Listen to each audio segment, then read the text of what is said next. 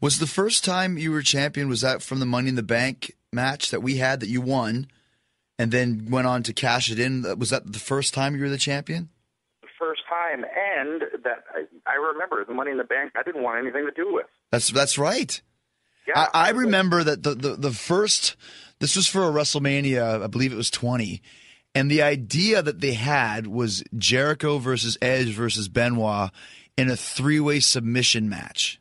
And I don't have a submission. Yes, you don't have a submission, and also, how the hell would you do that? Like a three-way? It just reeked of like, we've got nothing for these guys to do, so why don't we just put them together? And then there was a couple other guys that didn't have anything else to do, and I think it was Gortz and I that came up with the initial idea. And I remember either he told you about it or I did, and you didn't want to do it. You didn't like the idea. I don't want to do another ladder match or whatever it was. Yeah, I was like, I don't want to be in a ladder match. Just don't put me in it.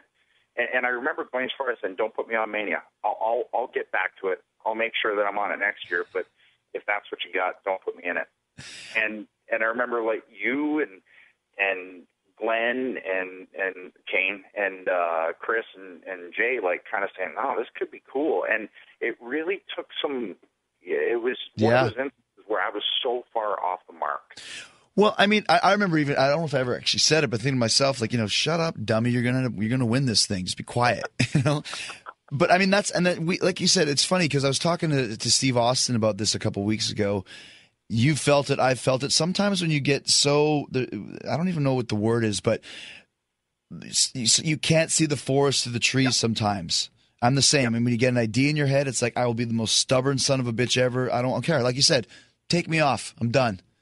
And it's from a point of caring, or maybe caring too much in a way, too. It's like not being able to kind of separate yourself from seeing what could be this opportunity and this amazing thing because it wasn't your idea. Right. Or because you didn't think of it, or because, like, I don't get it because it wasn't my idea. I don't even understand this. I remember you and I at SummerSlam when we had the 7-on-7 with the NXT, with Nexus. It was WWE team versus Team Nexus. And the finish, it was an elimination tag, and the finish boiled down to you and me were in there, but it was Cena against a couple of them, and John wanted to do things a certain way, and we told him, you're wrong. Remember that? And he did it anyways, and it sucked. And then afterwards, he came over to us and said, I should have listened to you, but I wasn't seeing it that way. And sometimes you just don't see it that way, One of those things, and sometimes you need to kind of bed in order to go, oh. Yes, exactly. And that was one of those deals where he was adamant to what he wanted to do, and I remember I was like, fine, I'm out of the match by that point. Yeah, exactly. He wanted to get DDT'd on the floor by Barrett, then kick out and then beat them both. And you and I were like, that's the dumbest thing. Like, that's just throwing it away for no reason. And anyways. Well, especially when I thought they should have gone over because they were so hot. I remember we were fighting for Barrett to go over. I agree. And in all fairness, where's Wade Barrett now? They should have listened to us, Yeah, that was one of those instances where I think we're actually right, and I think there was a lot of those, but that was one especially where I was like, oh, and I really did. I just went, I'm gone by that point. Fine, do what you got to do.